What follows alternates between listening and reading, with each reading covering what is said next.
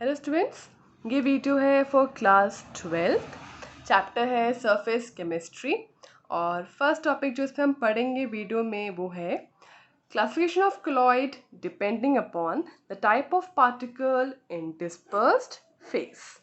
तो इसमें टाइप्स 3 होते हैं: multi molecular colloid, macromolecular colloid and third one is associated colloid. आपके सिलेबस के अकॉर्डिंग आप दो स्टडी करोगे, which is multi molecular colloid and macromolecular colloid. तो हम फर्स्ट स्टार्ट करते हैं विथ मल्टी मॉलिकुलर कोलॉइड के साथ। नाउ ये बनते कैसे हैं? ये बनाए जाते हैं बाय एग्रीगेशन कह लीजिए या कह लीजिए कंबाइन। देखिए, ऑन डिसोल्यूशन करने पे क्या होता है, बहुत सारे एटम्स और स्मॉलर मॉलिक्यूल्स जिनका जो डायमीटर होता है वो 1 नैनोमीटर से कम का होता है, वो सारे कंबाइन कर जाते हैं और बनाते हैं मल्टी मॉलिकुलर कोलॉइड। अब जो इनके एग्जाम्पल है, एग्जाम्पल ले लीजिए sol of gold, sol of sulphur. ये कुछ एग्जाम्पल हैं मल्टी मॉलिकुलर कोलॉइड के। मल्टी मॉलिकुलर कोलॉइड्स का जो मॉलिकुलर मास होता है वो बहुत ज़्यादा नहीं होता, यानी their molecular masses are not very high. दूसरा टाइप है मैक्रो मॉलिकुलर कोलॉइड।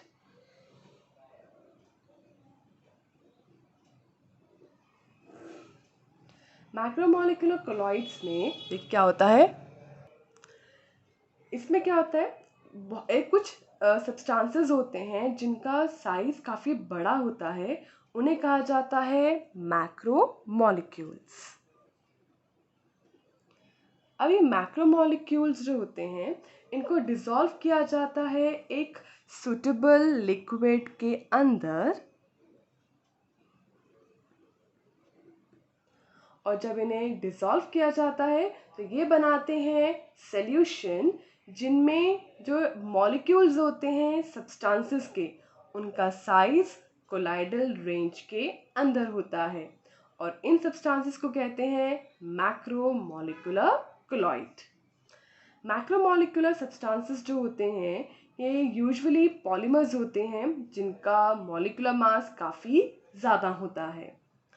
मैक्रोमोलिक्यूलर नेचुरली भी हो सकते हैं या मैन मेड भी हो सकते हैं। तो कुछ एग्जाम्पल देखते हैं नेचुरली अकरिंग मैक्रोमोलिक्यूल्स के।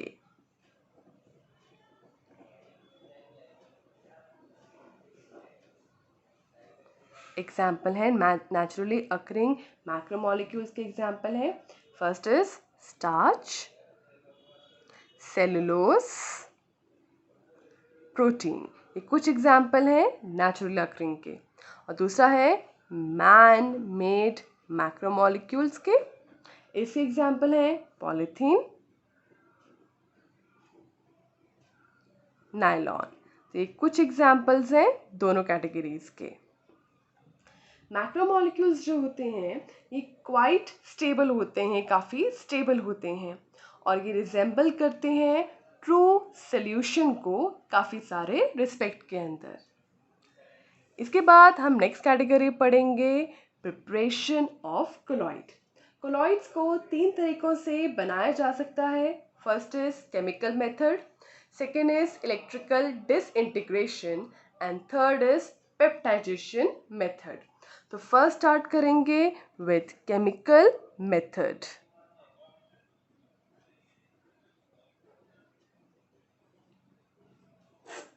सो केमिकल मेथड्स में हम पढ़ेंगे कोलाइडल सॉल्यूशंस को प्रिपेयर किया जाता है केमिकल रिएक्शन से,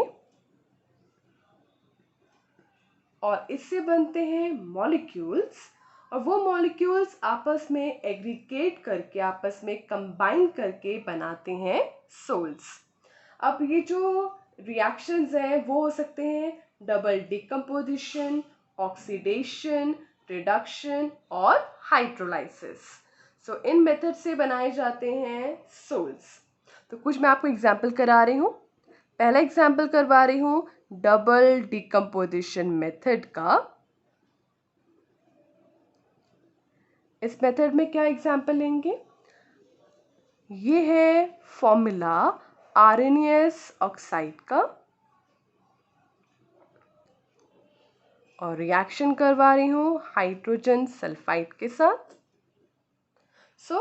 जब H2S को पास किया जाता है through a dilute solution of RNS oxide in water में, इसका सोल्यूशन वाटर में बनाया गया है, तो क्या बनता है, एक कोलाइडल सोल्यूशन तैयार होता है, सोल तैयार होती है आरएनएस सल्फाइड की, और ये उसका फॉर्मूला है। ये इसका नाम मैं नीचे लिख रही हूँ। और साथ ही साथ बनता है वाटर। इक्वेशन को बैलेंस किया जाएगा, तो इस तरीके से ये पूरी इक्वेशन हो गई बैलेंस्ड। अभी डबल डिकम्पोजिशन क्यों है, क्योंकि आपका जो रिएक्टेंट है वो 2 बार टूटा है। देखिए, इसका आरएनएस इसके साथ कंबाइन करता है और ये बनाता है, और इसका O और इसका H कंबाइन करके वाटर बनाता है। तो ये है double decomposition process. Next example है इसमें, गोल्ड सोल को ऑब्टेन किया जा सकता है बाय रिडक्शन मेथड, और उसके लिए मेथड है, गोल्ड की सोल है, इसमें रिएक्शन करवाया जाता है। ये रिडक्शन प्रोसेस होता है गोल्ड की सॉल्ट का विथ फॉर्मल्डिहाइड सॉल्यूशन के साथ। फॉर्मल्डिहाइड का ये रहा formula plus water, reduction process होता है, और रिडक्शन प्रोसेस से बनता है गोल्ड का सोल, यानी कोलाइडल सॉल्यूशन ऑफ गोल्ड तैयार होता है, गोल्ड सोल आपका तैयार होता है।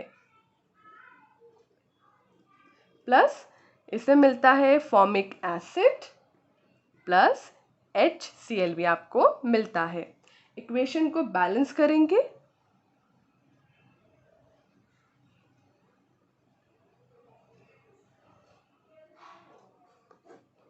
तो ये रहा ये रहा पहला सोल जो डबल डिकम्पोजिशन से मिला है, और दूसरा है गे सोल।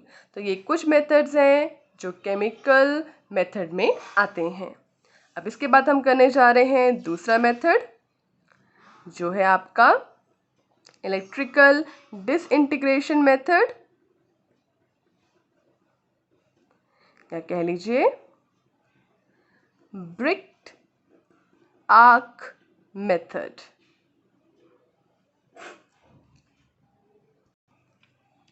ये मेथड जो होता है इसमें 2 प्रोसेस होते हैं। ये प्रोसेस इंक्लूड करता है, ये मेथड इंक्लूड करता है डिस्पर्जन और कंडेंसेशन प्रोसेस। ये दोनों प्रोसेस इस मेथड में अप्लाइड होते हैं।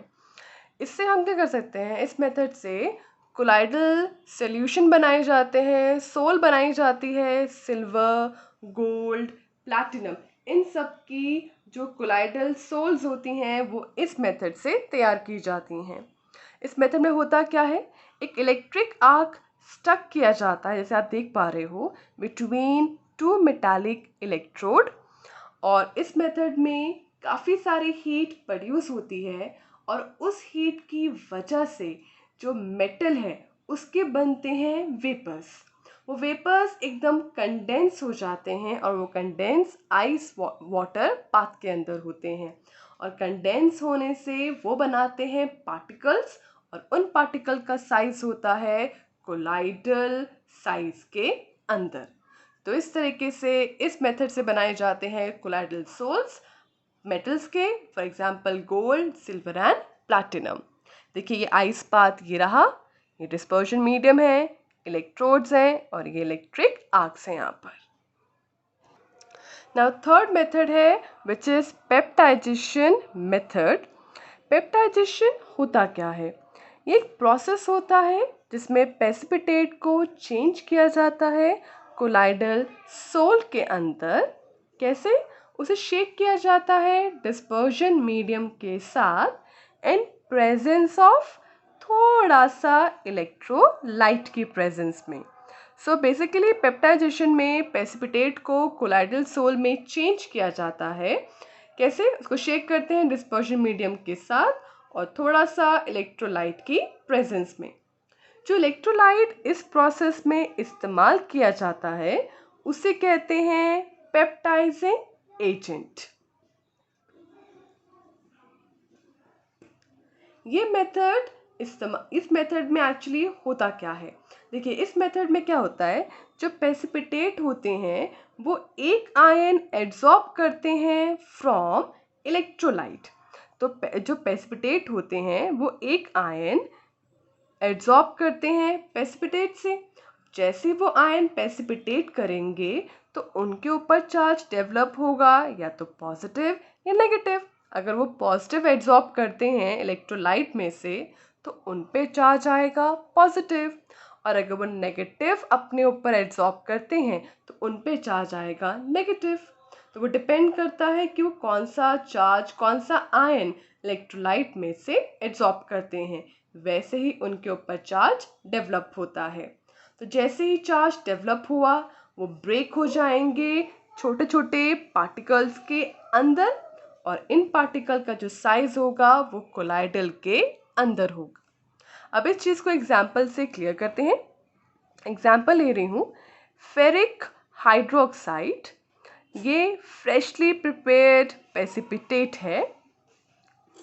अब इसमें डाला जा रहा है थोड़ा सा इलेक्ट्रोलाइट है फेरिक क्लोराइड। सो क्या होगा, ये जो फेरिक हाइड्रोक्साइड है ये फेरिक में से, इस फेरिक क्लोराइड में से एक आयन एड्सॉर्ब करता है विच इज फेरिक 3+। फेरिक यानी Fe3+ होता है, ठीक है।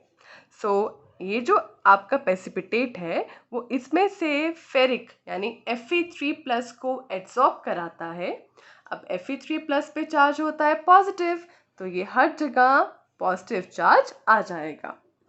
तो एक और बनाते हैं प्रेसिपिटेट और उस पर भी चार्ज आ जाएगा पॉजिटिव।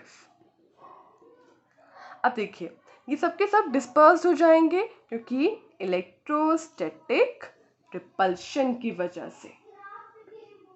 अब देखिए, अब इन सब पे चार्ज तो सेम है, तो ये आपस में रिपल्शन करेंगे, अल्टीमेटली ब्रेक डाउन होगा प्रेसिपिटेट का कोलाइडल सॉल्यूशन के अंदर, और हमें मिल जाएंगे कोलाइडल सॉल्यूशन। तो कोलाइडल पार्टिकल मिलेंगे किसके? फेरिक हाइड्रोक्साइड के। तो ये मिल जाएंगे हमें colloidal particle of ferric hydroxide. तो अगर ये वीडियो आपको पसंद आया है तो इस वीडियो को लाइक, शेयर एंड सब्सक्राइब कीजिएगा। कोई डाउट हो तो आप कमेंट सेक्शन में लिख सकते हो। एंड थैंक यू इस वीडियो को वॉच करने के लिए।